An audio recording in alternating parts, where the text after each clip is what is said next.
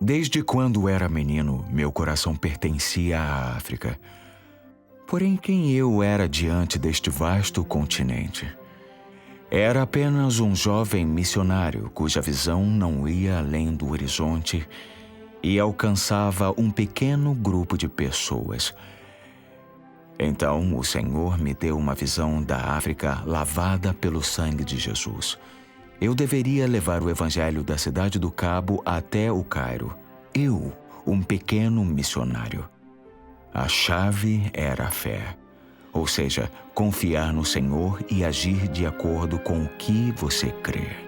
E isso foi o que eu fiz. O que aconteceu em decorrência de vez em quando me surpreendia. Os resultados não podiam ser creditados a homens. Que privilégio ser capaz de fazer parte de ganharmos a África para Jesus. E creio que isso é somente o começo. Creio que Deus tem bênçãos muito maiores guardadas para nós.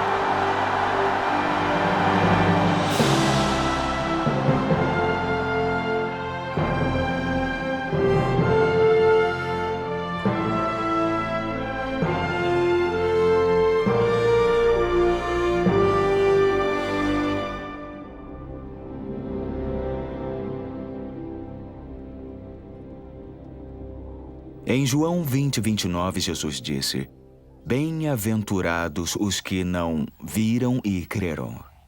A fé baseada no ver significa que temos que continuar vendo para mantê-la viva. A fé ligada ao ver esvanece rapidamente. Vivemos por fé e não por vista. A fé deve apoiar-se na meditação diária da palavra de Deus. Josué é um exemplo disso. Ele havia obtido sucesso em Jericó, o que encorajou sua fé, porém logo fracassou em Ai. Ele ficou muito abalado. Teve que voltar-se a Deus e lembrar-se novamente da palavra do Senhor a Moisés. O Senhor mostrou que ele não deveria apartar-se da palavra de Deus nem para a direita nem para a esquerda. Então ele obteve a vitória. É sempre assim. A fé é a vitória. A fé proveniente da palavra de Deus.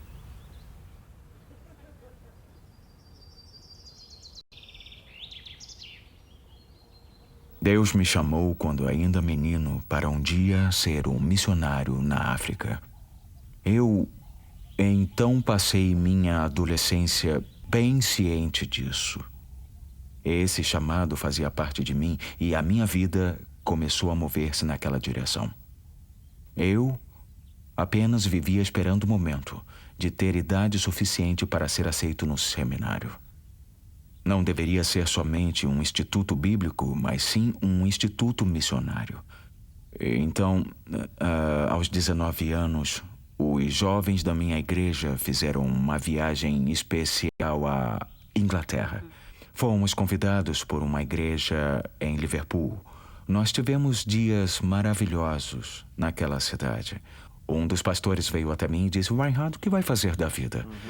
Eu disse: eu tenho um grande chamado de Deus. Eu vou pregar o evangelho na África. Então ele disse: eu conheço um fantástico instituto bíblico missionário onde você deveria estudar. E aí me deu o nome. E porque eu tinha o chamado missionário, e este era um instituto missionário, eu senti que éramos o par perfeito. Eu me inscrevi para ser aceito como estudante lá, porém fui reprovado. O motivo? Eu não falava inglês, nada de inglês. Eu não podia conversar de jeito nenhum. Eu Então fiquei muito desencorajado. Eu pensei, bom, eu não ouvi direito Deus. E aconteceu o seguinte, o meu pai era pastor no norte da Alemanha e recebeu um preletor visitante da Inglaterra e o preletor disse, Reinhard está fazendo o quê? O meu pai disse, ele acabou de se inscrever para ir para o seminário, só que ele foi reprovado. Ele disse, eu conheço um seminário na Inglaterra, que é excelente. E ele mencionou o mesmo seminário que acabou de rejeitar a minha inscrição. O meu pai disse, não, eles não querem ele, acabaram de reprová-lo. E ele disse, não, eu conheço o reitor pessoalmente, eu escrevo para ele. E ele escreveu. E eles reverteram a decisão. E eu fui aceito. Quando eu cheguei ao seminário, eu descobri que fé não era ensinada na sala de aula com um quadro negro e com um giz. Mas a fé era o estilo de vida deles. Eles viviam a fé. Por exemplo, um dia o reitor entrou na reunião de oração e disse, nesta sexta temos que pagar a conta de carvão. Custa 1.000 libras e não temos dinheiro. Vamos orar e confiar em Deus pelo dinheiro. Eu pensei comigo mesmo, como é que isso vai acontecer? Como é que vai funcionar? A sexta chegou, veio o reitor e então disse, Deus respondeu a nossa oração, Deus nos libertou. E aquelas eram as palavras que eles sempre usavam.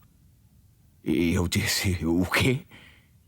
Eu também quero me tornar um homem de fé. Eles enfatizavam lá, diziam, esta é a escola da fé. Então, se você aprender a confiar em Deus na escola, poderá confiar nele em qualquer lugar do mundo. Eu disse, eu quero me tornar um homem de fé. Eu quero aprender essa lição. Eu creio que aquela foi a lição mais preciosa e importante que aprendi naquele lugar. Bom, como eu começo, eu achava que antes de confiar em Deus, ele tinha que suprir minhas necessidades. Eu tinha que dar todo o meu dinheiro. Como ele iria me suprir em algo que eu não precisava?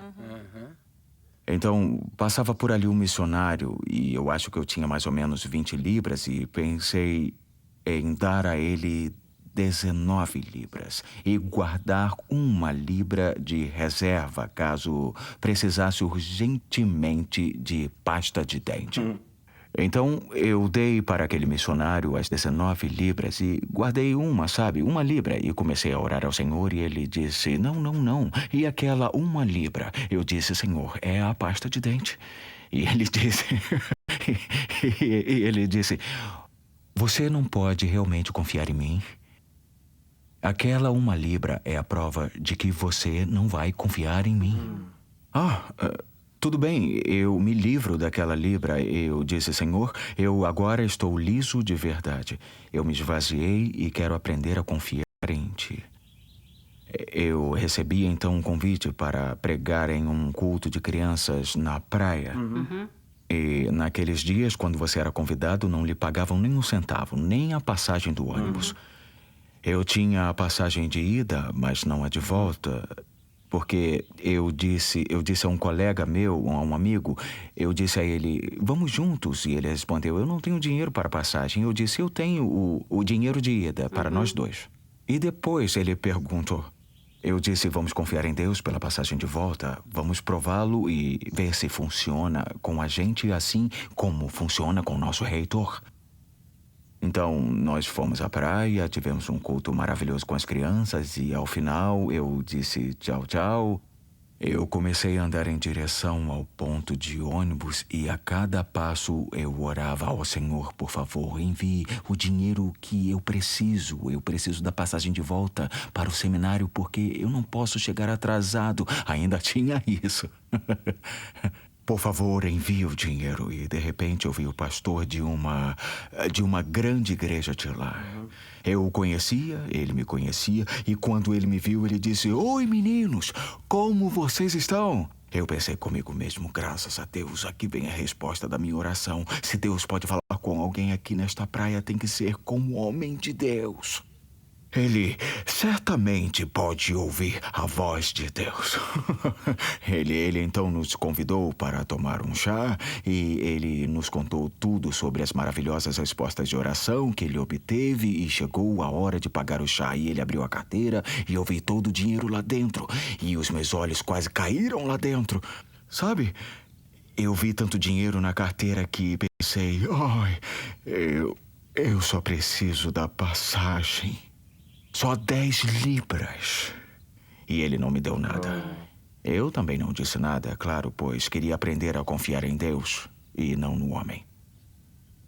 Então, nos levantamos e caminhamos de volta para o ponto de ônibus. Já era tarde e eu precisava voltar e eu estava orando e eu disse, Senhor, cadê o dinheiro? Eu preciso do dinheiro, cadê o dinheiro? E de repente veio uma mulher correndo muito numa curva e ela pegou meu braço e colocou algo na minha mão e disse, pegue isso é para você. E quando eu abri a minha mão, era o dinheiro exato para as 2 passagens. Esta foi a minha primeira resposta de oração em relação a sustento. E eu achei que foi uma lição muito poderosa. Não era o dinheiro, pois o dinheiro vem e vai. O dinheiro não é nada. Ele vem e ele vai. Mas aquela experiência não pode ser apagada da minha vida e coração. Eu percebi que se Deus pode suprir minhas necessidades em um país onde ninguém me conhece, Ele poderia fazer o mesmo na África, onde também não era conhecido.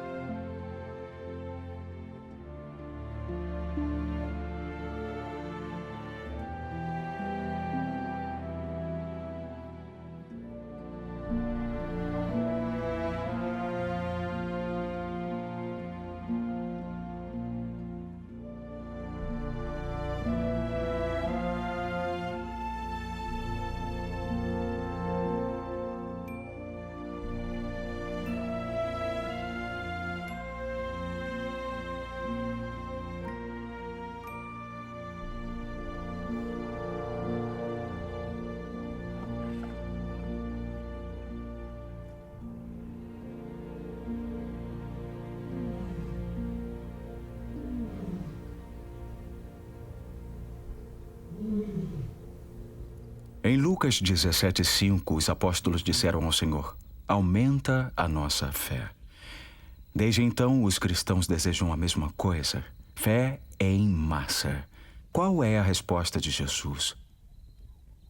Se tiverdes fé como um grão de mostarda, direis a esta amoreira: arranca-te e transplanta-te no mar, e ela vos obedecerá. Aquilo deve ter deixado os apóstolos confusos. Eles queriam uma fé grande, mas ele falava da menor coisa que eles conheciam. Talvez você nunca tenha visto um grão de mostarda. Talvez precise de óculos para enxergar. As pessoas a quem Jesus falava conheciam muito bem as sementes. Era uma sociedade agricultora. Jesus falava em sua linguagem agrícola. Hoje somos uma sociedade high-tech e nossas expressões são científicas. Com certeza, Jesus hoje usaria nossa linguagem comum. Há 2000 anos, Jesus falou sobre o grão de mostarda. Uma pequena coisa com poderoso potencial. Quem sabe hoje, Jesus falaria sobre um microchip ou um fusível para ilustrar seu ensino. Se tiverdes fé, como um fusível elétrico, poderás transplantar uma árvore do solo para o mar. Assim como o grão de mostarda, o valor de um fusível não está na largura ou no comprimento. A chave é a condutividade. A fé transfere o poder de Deus para onde for necessário. Eu vou fazer uma ilustração. Grandes cabos de alta tensão estendem-se por todo o país, carregando talvez 110 mil volts em um único cabo. Dia e noite, as enormes turbinas de força alimentam a ampla rede elétrica. Então, em nossas casas, um pequeno ponto de energia é geralmente a diferença entre luz, calor e energia, e o sentar em um quarto frio e escuro. O elo vital é o fusível. Um fusível é feito de metal, assim como um fio de prata, o qual oferece baixa resistência à corrente. Baixa resistência significa alta condutividade. Interpretando isso no espiritual, quanto menor a nossa resistência à palavra de Deus, maior o grau de poder. Quanto maior a resistência e desobediência à palavra de Deus, menor o poder operacional de Deus. Um fusível com alta resistência ou não carregaria poder algum, ou explodiria em pouco tempo. Se dissermos que cremos na palavra de Deus, mas a desobedecemos, negamos a nossa fé. Explode o fusível. O poder de Deus é pequeno quando a palavra de Deus significa pouco para nós. Seja o que for verdadeiro, uma coisa está absolutamente além de contradições. É o fato de que o cristianismo é uma religião poderosa ou não é nada. Para sermos crentes, temos que saber no que nós cremos e em quem cremos. A lição fundamental é que temos que dar à palavra de Deus o seu valor nominal.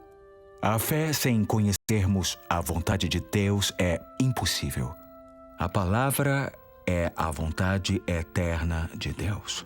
Questionar as Escrituras é questionar o único manual que temos e também questionar a Deus.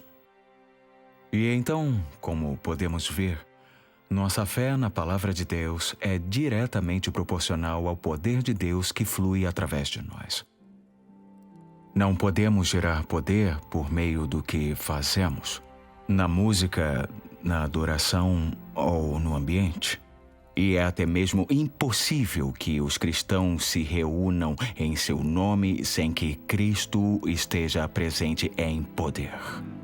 Se fosse o nosso labor que produzisse o poder de Deus, seríamos os geradores de poder. Mas Cristo nos deu poder. Não fomos chamados para irmos por todo o mundo com nossas pequenas estações de energia para que as pessoas vejam como somos maravilhosos. Podemos demonstrar nosso próprio carisma e acendermos faísca por 1 hora. Porém, rapidamente nosso gerador ficará sem energia e logo ele vai falhar. Nós não somos geradores, mas sim condutores. Jesus Cristo é a plenitude que tudo enche em todas as coisas. Somos os canais e não a fonte. Deus não precisa de nenhum dos nossos geradores elétricos. Ele tem os seus, 2 deles, aqui mesmo na terra: a cruz e a tumba vazia. O poder fluindo destas fontes dia e noite, sem corte de energia ou colapsos. A voltagem é infalível e confiável. Não há flutuação do fluxo do Pai das Luzes, em quem não há sombra de variação. Aqui está todo o nosso equipamento. As energias espirituais da cruz e da ressurreição, os cabos de alta tensão da palavra de Deus, o fusível da nossa fé, o elo vital. A grandeza de Deus, a grandeza da obra de Cristo, a grandeza da palavra de Deus estão todas ali. Porém, sem uma fé tão pequena quanto um fio fusível, nada desta grandeza é proveitoso. O circuito é interrompido e o canal fica inoperante. Se o fusível da fé falhar, a dinâmica de Deus é neutralizada e será rejeitada por aqueles a quem nós pregamos. Pegue a palavra, adicione o fusível da fé e o poder de Deus certamente virá. Haverá luz, calor, energia, salvação, cura e força e bênção. A nossa fé não é uma torre de emoções para todos verem e compreenderem. É o fusível escondido, mas, através dele, as energias do céu fluem para o mundo.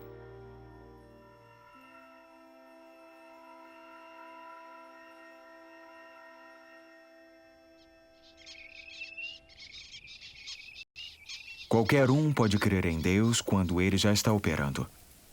Mas a fé verdadeira age quando parece que Deus não está movendo. Entenda isso. Deus ama homens e mulheres que apostam na sua ajuda. Esta é a receita para o triunfo, bênção e avivamento.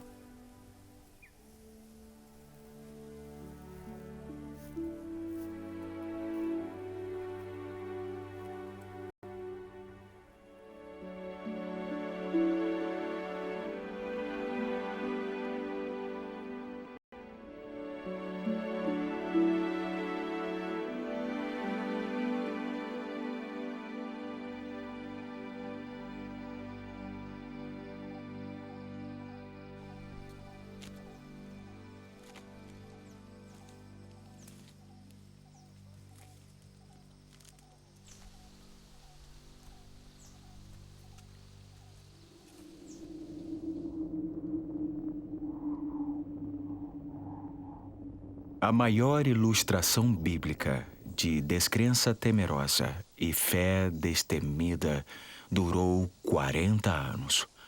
Era como assistir a um drama de 40 episódios no teatro, descrevendo a falência total da fé. Continuamos a vê-los com os olhos da mente. Aqueles acampamentos tribais de Israel. Muitas vezes suas peregrinações os levaram perto da fronteira da Terra Prometida. Não era como se não acreditassem que poderiam atravessá-la. Eles sabiam que a terra lhes era por direito, pois Deus a havia dado a eles.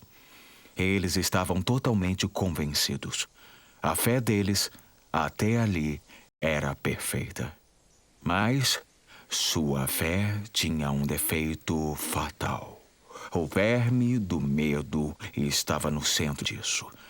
A fé deles era inútil enquanto eles temessem.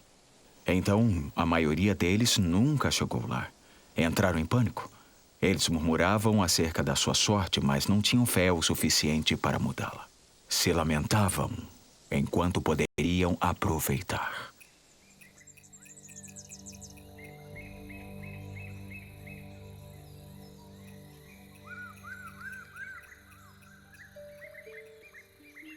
O episódio dos espias tinha 12 incrédulos e 2 cheios de fé. Esta é possivelmente a média normal. 2 a cada 12 creem e obtêm o que Deus tem para eles. Quando Jesus disse, não temas, crê somente, ele estava fazendo uma análise profunda desta emoção. Nós geralmente dizemos, não temas, seja valente, tenha coragem. Jesus não somente disse, não temas. Ele com certeza sabia que o medo faz parte da natureza humana. Ele disse, não temas, crê somente. Durante períodos de melancolia, quando, como dizem as Escrituras, nem as estrelas nem a lua aparecem, confiança em Deus é a âncora da alma. Salmos 56, 3 diz, em me vindo o temor, hei de confiar em ti. Este é o tempo de confiar. Infelizmente, alguns por sua natureza são nervosos, inclinados à depressão e até entram em pânico.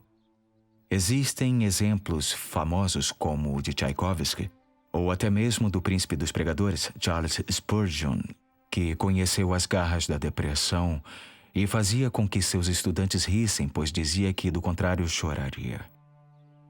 O escritor do Salmo 42 talvez tenha sido brutalmente afligido da mesma maneira. Mas, novamente, veio em seu socorro. Ele disse, minhas lágrimas têm sido meu alimento dia e noite. Por que estás abatida, ó minha alma? Por que te perturbas dentro de mim? Ele parecia não ter nenhuma explicação racional para sua depressão.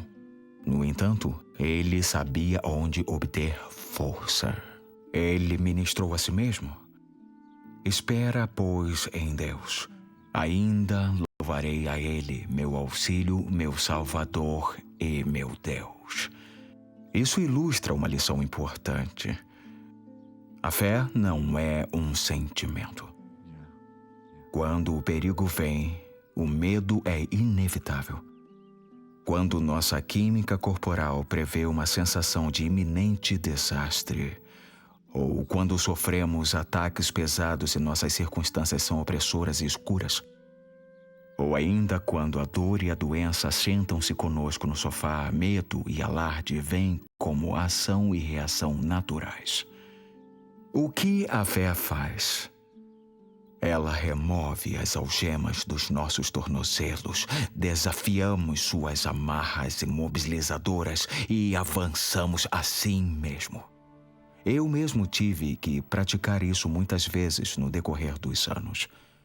Por vezes, as circunstâncias lhe cercarão de tal modo a parecer que você não tem como ter ouvido Deus corretamente quando iniciou sua missão. No entanto, essa é a hora exata de agir de acordo com o que você crê e não conforme os seus sentimentos. Com Deus, o medo não nos impedirá. Nós o vencemos. Se nós somos crentes, nada poderá mudar isso, independente do que nos acertar ou nos contundir. Jesus disse aos seus seguidores que deviam dar suas vidas a Ele, mas não se perderá nem sequer um fio de cabelo da nossa cabeça. Você, o verdadeiro você, crê em Deus. A superfície do mar será agitada, porém sua profundeza permanece calma.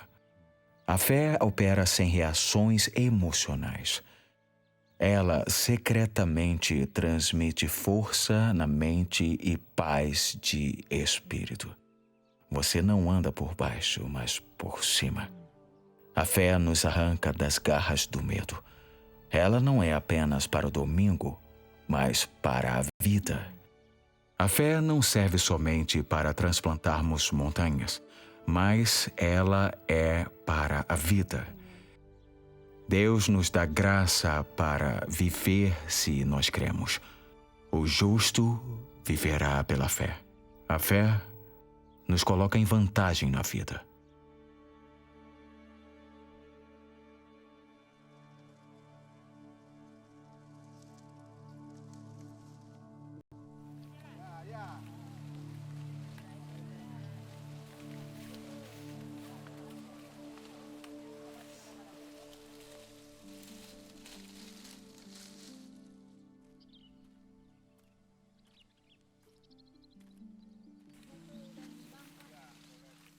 Deus nos dá fé de acordo com o nosso chamado e dimensão do trabalho a ser realizado. Temos fé para cada tarefa, independente do que Deus queira que façamos. Não lemos que Smith Wigglesworth abriu o mar como Moisés, ou que Moisés curou os enfermos como Wigglesworth. Nós não lemos que George Miller chamou fogo do céu ou desafiou o monarca em seu trono como Elias. Mas Elias não alimentou 2.000 órfãos por fé. Se montanhas devem se mover, haverá fé para o fazer, mas não até que seja necessário. Existem líderes exercendo ministérios que literalmente tocam nações. Nem todos veem curas poderosas. Este não é o seu dom, mas encabeçam o evangelismo na metade do mundo. O dom da fé que eles têm é simplesmente notório. Meu amigo, mesmo quando trabalhamos sem sermos notados em alguma esquina remota do mundo, o mesmo dom operará. Com Deus, todas as coisas lhe serão possíveis. Então, somente creia em Deus.